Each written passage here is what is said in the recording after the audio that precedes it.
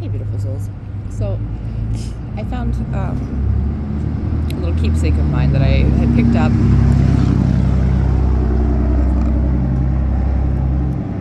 on something that I'm going to share with you guys a little bit more some day on the channel. It's just not like on my high priority list yet. It was at one point, but it's kind of like a little documentary or like self-made film that I made. When I first went on my first like adventure, trying to dedicate only to following my intuition, following my soul. So I called it the Fool's Journey. So my ex had just stolen my children through the legal system, but stolen them, and I'd never been away from them before, and I had all this free time. And so I came to Vancouver from Alberta on a train, and when I got there, I was just making plans, right? As I went, literally following my intuition as I was going and not making any plans and just really trying to listen to the universe's guidance kind of thing, right? And I ended up on my first or second day stumbling into the Vancouver Art Gallery, which just happened to be having the Yoko Ono exhibit. This was October 2021, October 2021. And so I was so happy because the Beatles are very, very connected to my twin journey. John Lennon's actually been with me for a really long time, and I didn't know that in the beginning, but I do now. Yeah, he's here now. It's crazy sometimes, like when they connect with me, it's like I almost start to cry, but it's just because like they come in as so much love. It's weird. But anyways, he's been guiding me towards recreating a Yoko Ono song, which I did, and I'm going to be sharing it with you guys very soon. I haven't recorded like the final whole like thing all together. I have redone like all the music, and I've got, I think, everything how I want it. But yeah, I feel the pressure right now. They want me to get it out, so I'm going to. But either way, I was going through the interactive art exhibit. I went through like almost every piece that was there. I spent most of the day there. I laughed, I cried, I really immersed myself in it, and I was so grateful and like so happy to be doing that.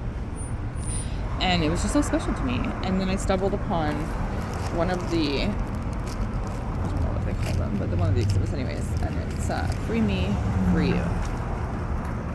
So first they had these pins that you could take. So one says Free Me, the other one says Free You. And the poems start as, the first one is walking piece. Walk in the footsteps of the person in front. That says on the ground, in mud, in snow, on ice, in water. And Yoko Ono wrote that in 1964 in the spring. And then there's shadow piece. Put your shadows together until they become one. 1963.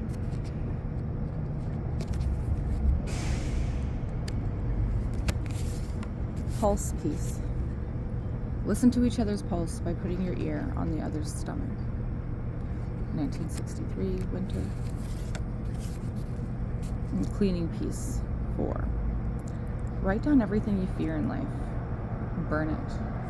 And pour some herbal oil with a sweet scent on the ashes. Oh no. 1996. And then I have Earth piece 3. Your feet are your physical connection to this planet. Touch the earth directly with your bare feet. Let that earth energy circulate from your feet to your head. Yoko Ono, 1996. I have a video on my YouTube already. I think it's under the Remember Love video, which I also show a clip of the exhibit in that video.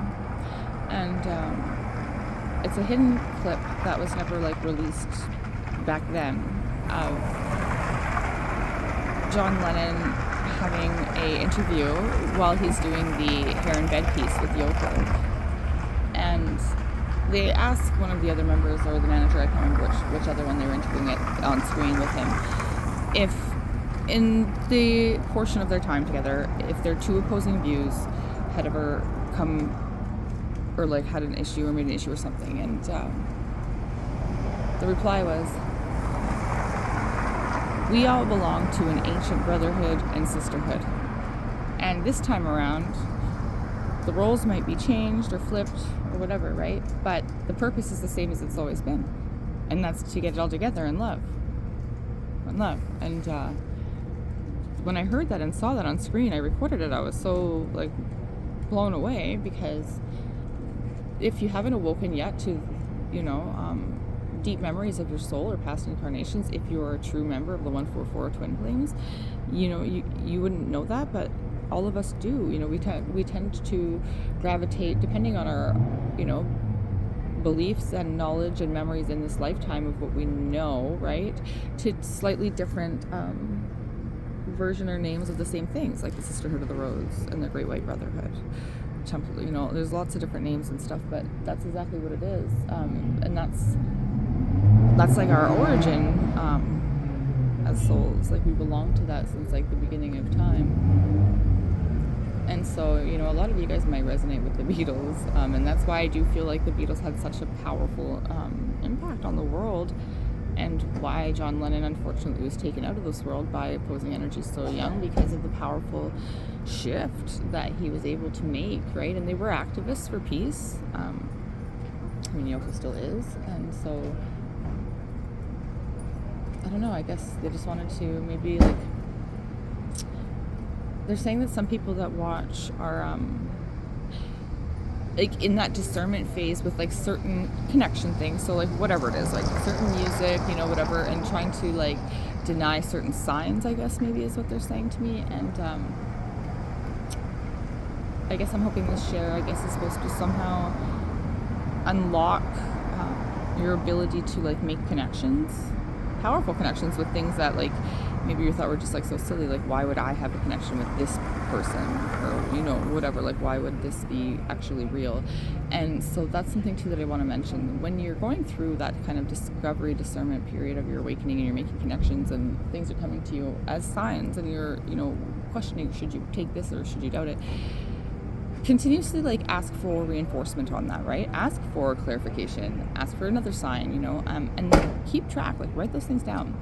Because like if you get something, like you'll get a reading that might come across and it'll be so left field, like you were a failed sacrifice as a child, I made one, and lots of people are like, whoa, what the hell? And for a lot of you, right, it's not true, it's not yours. But for a lot of people that don't even realize that was their story, right? And so that's something that like the first time you take it, you're not supposed to just believe it, but like take note of it, maybe actually write it down. But if you get another ample amount of signs, synchronicities, confirmations leading you to the same information, well then you can trust in that. You know what I mean? Like then you can start to understand, like that's something that the universe wants you to know. That's something your soul's trying to get through to you. That's something you're meant to unlock, the memories or whatever it is, however it's supposed to play out for you. So do that, so that you can learn to understand that if it's coming on repeat like that, and it's coming in confirmation that amount of times, then that's something that you can then start to trust, right? So if you're not taking note though, and you're continuously doubting,